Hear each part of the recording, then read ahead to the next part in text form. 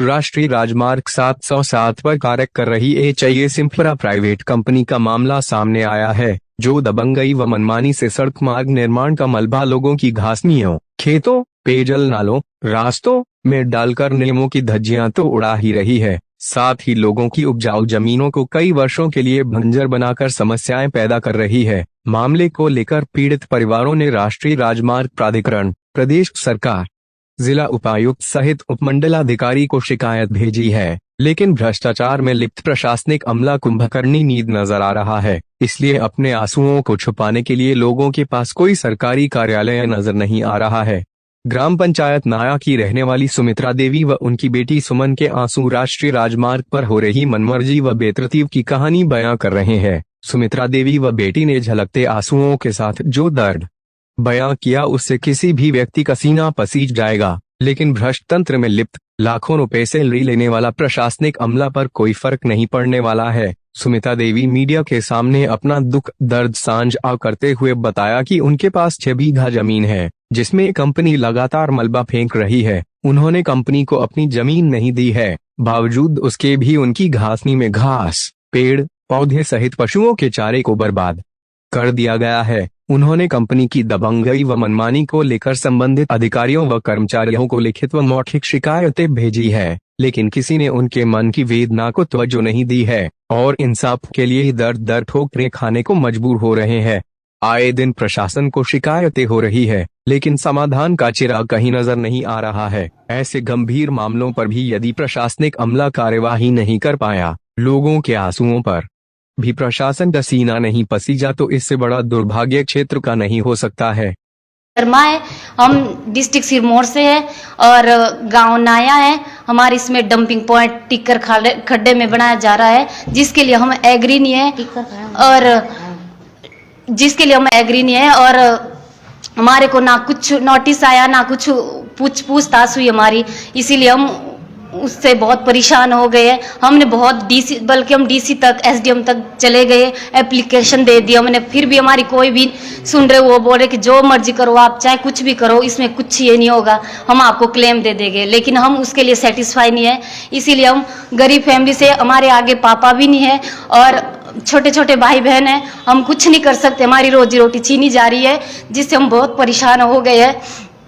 बल्कि बड़े बड़े मैं हूँ, मेरे से छोटे भाई बहन हैं, वो भी अपंग है एक, जिससे कि ये सर हम चाहते कि बंद हो जाए और आगे हमारे कोई प्रशासन हमारी कोई नहीं सुन रहे, इसीलिए हम लेकिन मेरी इसके वजह से मेरी पढ़ाई भी लेस हो गई। मेरा अभी कमीशन था 28 तारीख को, वो भी मैंने इसके वजह से छोड़ दिया। कोई घर में करने वाला नहीं है, इसीलिए सर हम सोचते कि हमारा कोई न्याय दे। किस लिए क्या चाहते हैं? चाहते क्या? हम चाहते हैं सर कि हमारा डंपिंग पॉइंट बंद हो जाए, हम उसके लिए एग्री नहीं। उससे सर एक तो सर वहाँ पे पानी का स्रोत है, ऊपर से आदमी का रास्ता है और हमारे वहाँ पे पशु भी सर हम जीवित नहीं रहेंगे जब हमारे पास वहाँ पे वो घास पत्तियाँ नहीं रहेगी। हम दूध बेचकर सर अपनी पढ़ाई कर रहे हैं, इसीलिए हम सोचते कि हमारे को न्याय दे। सोरा सर जब हमारे पास उतनी जमीन है वो हमारे से छीनी जा रही है, 6 बीघा डंपिंग के लिए ले रहे वो सर हमारे से। आपको कुछ सर ना हमारे को नोटिस आया, ना हमारे को पूछा, कुछ ये नहीं हुई सर हमारे को। वो भी हम बोल रहे अगर किसी और ने दे रखा तब भी हमारे को फिर भी प्रूफ तो दिखाओ, फिर भी हमारे से। प्रशासन से आपने अपील की थी? हाँ जी सर, एसडीएम ने सर ये बोला कि कुछ नहीं होगा, ये पहले एक्वायर हो रखी है जमीन और क्या नाम, कुछ नहीं होगा, चाहे आप दिल्ली हाई कोर्ट जाओ, जहाँ मर्जी जाओ, कुछ नहीं होगा इसमें। रिटर्न में आपने दिया? कुछ नहीं सर, रिटर्न में दिया हमने, कुछ नहीं दिया सर। आपने पहले पूछा था? कुछ नहीं सर, पूछा नहीं। हम ये बोले अगर मेरे पापा जैसे सर पहले ऐसे बोले कि ये 10 साल पहले, हम फिर भी ये बोले सर कि प्रूफ दिखाओ हमारे को, अगर हो सके पापा ने दिया होगा, पर फिर भी सर नहीं दिया है। हम बोल रहे प्रूफ दिखा, प्रूफ सर हमारे को नहीं दिखा रहे। आपके कहने का मतलब कि आपकी कोई सुनवाई नहीं हुई? कोई नहीं सर सुन रहे हमारी, कोई नहीं। हम बहुत परेशान हो गए सर, रो रो के रात दिन रहते सर हम वहाँ पे, फिर भी नहीं हमारा कोई सुन रहे सर। रिटर्न में दिया था आपने प्रशासन को? हाँ जी, एप्लीकेशन दी सर हमने, एसडीएम डीसी को दे दी, फिर भी हमारा कोई नहीं सुन रहे सर। क्या कह रही है ये सर? उन्होंने बोला, डीसी ने, तो फिर भी उन्होंने एसडीएम को बोला कि फिर भी इसमें देख लो सर एक बारी, और क्या है क्यों नहीं एग्री है इसके लिए। और चाहते क्या है? हम सर ये चाहते कि बंद हो जाए डंपिंग, हमारे पास उतनी जमीन है, वो उससे हम बर्बाद हो रहे हैं किस्म से सर। अच्छा, आपके पापा भी नहीं है? फादर भी नहीं सर हमारे है। आपके पास आमदनी का केवल एक ही स्रोत है, दूध बेचकर आप? हाँ जी, पढ़ाई भी हम उससे कर रहे हैं, दूध बेचकर हम पढ़ाई कर रहे हैं सर। और मेरा अभी कमीशन था वो भी मैंने इसी चक्कर में छोड़ दिया, इसी वजह से छोड़ दिया मेरा कमीशन, ताकि घर में कोई करने वाला नहीं। अगर नहीं करेंगे तो हम दिल्ली जाकर नितिन गडकरी के वहाँ पे आत्महत्या कर देंगे। कितने लोग हैं आपके परिवार में? हम 8-9 लोग हैं। मेरे इसमें डंप पॉइंट बना रहे बगैर पूछ से, और मेरे को किसी ने पूछा नहीं, मालिक जी मैं हूँ। और कभी किसी में बोलते थे इसने दिया, कभी किसी को बोलते थे इसने दिया है, और दिया नहीं जी किसी ने। जब मैं यहाँ जाते फिर बोलते थे मेरे को, चाहे आप कहीं भी जाएं तो क्या नाम के तेरा कुछ नहीं बनेगा, कुछ नहीं तेरा बनेगा, चाहे तू कहीं भी जाए। इतनी जी मेरे पास जमीन है, बच्चे मेरे छोटे छोटे हैं, इसी से जी मैं पशु पाल रही हूँ, दूध बेच रही हूँ, फिर जी मैं इनकी पढ़ाई कर रही हूँ, फिर मेरा कोई नहीं सुन ले जी इस टाइम। अब जी आप दो मेरे को कुछ सारा इसमें।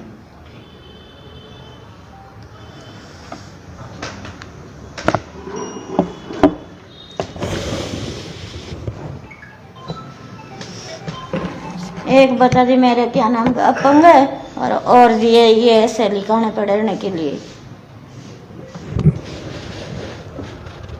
अब जी मैं तो खुद भी आत्महत्या करूंगी जी अगर कोई इसमें मेरा सहारा नहीं है।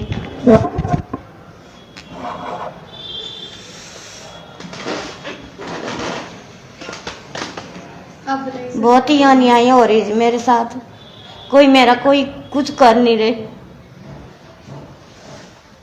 पिछले लगभग 8-9 महीने से लगातार लगे हैं हम लोग। आप लोगों के माध्यम से एसडीएम और डीसी तक भी शिकायत हम लोगों ने की थी बराबर, कि बहुत सारा नुकसान लोगों का हो रहा है सच में।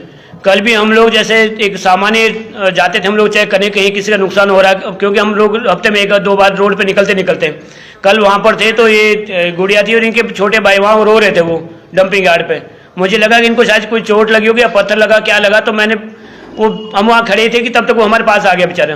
फिर बोले कि ऐसे हो गया, और हम लोग यहाँ रात को भी आते, रात नायक क्योंकि नायक के बिल्कुल नीचे जगह है वो लोग बोलते हैं हम रात को भी यहाँ आते हैं। तब तक गुड़िया भी आ गई 5-10 मिनट बाद। उन्होंने बोला कि रात को भी यहाँ आते, लेकिन ये लोग कंपनी वाले रात को भी डंप करे वहाँ पर, और इतना अधिक मात्रा में वहाँ डंप किया गया कि कई लाखों टन वो वहाँ पर मलबा जो हमने कल देखा था, उसमें कोई क्रेट वाले कोई, हम तो इसलिए कहते कि उसमें प्रोटेक्शन वाल क्यों नहीं, हमें तो पता वास्तव में कि ना ये लोग मुझे जानते ना मैं इनको जानता था। वहाँ पर मौके पे मिले लोग जब रो रहे थे, तब मुझे लगा, मैंने एक बार पूछा कि आप रो क्यों रहे। इन्होंने कहा कि हमारे पास वैसा भी इतनी जमीन है और ये जमीन हमारी खत्म कर दी तो हम क्या करेंगे। हमने कहा कि आपको मुआवजा, तो बोले मुआवजा बोलते हैं, वो तो सबको पता है मुआवजा केवल बोलते हैं, देता आज तक किसी को दिया तो है नेशनल हाईवे पे, किसी को आज तक मिला नहीं है, तो सच्ची बात थी। पर फिर भी हमने इनका मन रखने लगा, हमने कहा कि मुआवजा कहा है, लेकिन हम पशुओं को मुआवजा नहीं खिला सकते। उन्होंने कहा हम पशुओं को पैसे थोड़े नहीं खिलाएंगे, पशुओं को तो चारा देना पड़ता है। और चारा कि एक बेचारी कल ये बोले कि जैसे घास होता है ना, पहाड़ में घास उगा होता है, बोले बेचारी कि देखो भाई इतना सा घास है, इससे मेरे 2 दिन का पशु को हो जाता है। बोले कितनी परेशानी कितनी पीड़ा में ये लोग हैं। और एसडीएम और डीसी साहब से मैंने पहले भी इनसे निवेदन किया था कि अधिकारी वाली वो छोड़ दीजिए, आप लोगों को सामान्य जीवन, आपके अंदर मानवता होनी चाहिए। आप यहाँ पर कंपनी के लिए नहीं, आम आदमी के लिए काम करने के लिए आप यहाँ पर है। आपको जो सैलरी मिलती है, जो तनख्वाह मिलती है, आम आदमी की सेवा के लिए तनख्वाह मिलती है, ना कि कंपनी की जी हजूरी करने के लिए या कंपनी के सीधे सीधे तलवे चाटने वाला शब्द मैं यूज करना चाहूंगा। इस तरह का दुख बहुत सारी जगह है। कल एक खबर मिली थी स्तौण की भी, शायद इससे खबर थी, सभी मीडिया बंधुओं ने वो स्तौण वाली खबर भी लगाई थी। ये लोग पता नहीं क्यों इतनी मनमर्जी करते। देखिए आप समझिए कि आत्महत्या करने तक लोग विवश है। ये कह रहे कि हमारे पास जो कोई साधन नहीं रहेगा, कोई चारे नहीं रहेगा, हम क्या करेंगे, मरेंगे। और इन्होंने कहा कि जब यहाँ का हमारे कोई सुनता नहीं है, हमारे यहाँ नेता हमारे नहीं सुनते, अधिकारी हमारे नहीं सुनते, इन्होंने कहा ठीक है। जब हर बात व्यक्ति बोलता नहीं दिल्ली से, दिल्ली, इन्होंने कहा ठीक हम दिल्ली जाएंगे, वही गडकरी यहाँ जाएंगे, वहीं आत्महत्या कर लेंगे उनके आवास पे, जैसे अभी बहन बोल रही है। माता जी ने कहा कि वहीं जाके मरेंगे, तब तो सुनेंगे लोग। शर्मी की हद होती है, बेशर्मी की हद होती है। मैं यहाँ के अधिकारियों को कहना चाहूंगा, मैं पहले भी उनको कई बार फोन के लिए कह चुका हूं कि भैया लोगों की समस्या देखिए, लोगों को कहां दिक्कत आ रही है। अब हमारा इशू नहीं है, मैं बिल्कुल भी किसी को इशू नहीं बनाना चाहता। कल भी जो वीडियो वहां पर बनाए थे हम लोगों ने, चलो वायरल शायद नहीं हुई होगी, पर मैंने तब भी कहा था कि ना मुझे जानते, मैं इनको जानता था। हाँ दुखी है, और मैं दुख किसी का देख नहीं सकता हूं। ठीक उसके लिए मुझे कोई सजा देने दे सकते हैं अधिकारी लोग, ठीक नेता लोग मुझे उसके लिए गाली देना चाहे दे सकते हैं, गाली नेताओं के जो चमचे दे सकते हैं गाली, कि मैं किसी का दुख नहीं दे सकता। मैं जिंदा हूं, मैं जीवित हूं। हाँ तुम लोग अगर जिंदा हो या नहीं हो तुम्हारे ऊपर छोड़ देता हूं। कि कोई व्यक्ति, मैं जब भी जाता हूँ हफ्ते में तो या 2 हफ्ते बाद टूर पर नेशनल हाईवे यहाँ से और मीनस तक मैं जाता हूँ लगातार, जहाँ तक काम लगा हुआ है, कोई ना कोई समस्या, कोई ना कोई इशू हर बार होता है, हर बार कोई ना कोई व्यक्ति दुखी होता है। इन लोगों को दाद देनी पड़ेगी, कम से कम ये आगे तो आए हैं। दुखी लोग कितने लोग हैं आप लोग समझ नहीं सकते। और मैं ये भी निवेदन करना चाहूंगा लोगों को, जो लोग ये कहते हैं कि मलबा कहाँ ले जाएंगे, कुछ हमारे यहाँ चमचे लोग ऐसे भी नेताओं के या अधिकारियों के, ठीक है मलबे के लिए डंपिंग यार्ड होता है, डंपिंग यार्ड व्यवस्थित होता है, सुव्यवस्थित बनाना पड़ता है। पिछले दिनों जो हेवना में, खजियार में इतना बड़ा लैंडस्लाइड हुआ था, उससे अधिक लैंडस्लाइड तो जहां ये बहने बोले अगर वहां पर हो जाता है तो, क्योंकि कोई प्रोटेक्शन वाला वहां पर नहीं है, इतना अधिक मलबा वहां पर है कि आप सोच नहीं सकते। इनकी जमीन का नुकसान तो हुआ ही हुआ, पर वहां नीचे जो सैकड़ों बीघा जो लोगों की और जमीन है, वो लोग भी कल वहां कुछ लोग तो हमें आवाज दे रहे हैं उसमें दूर से कि भाई साहब अन्याय हो रहा है हमारे साथ, और जोर जोर से बोले। दूसरा वीडियो मैं आपको भेज दूंगा वो भी, क्योंकि हमें अपनी सेफ्टी के लिए वो सब चीजें रखनी पड़ती है, हमने कल रखी वहां मौके की। दूर दूर से जो पशुओं के साथ कहते हैं भाई साहब पशु 4 दिन हो गए, पशु को पानी पीने को भी नहीं है, पशु वहां प्यासे मर रहे हैं। अब देखिए क्या कंपनी वाले उनको पानी वाला ढो के देंगे पशु को, या क्या कंपनी वाले पशु को वहां चारा ला के देंगे?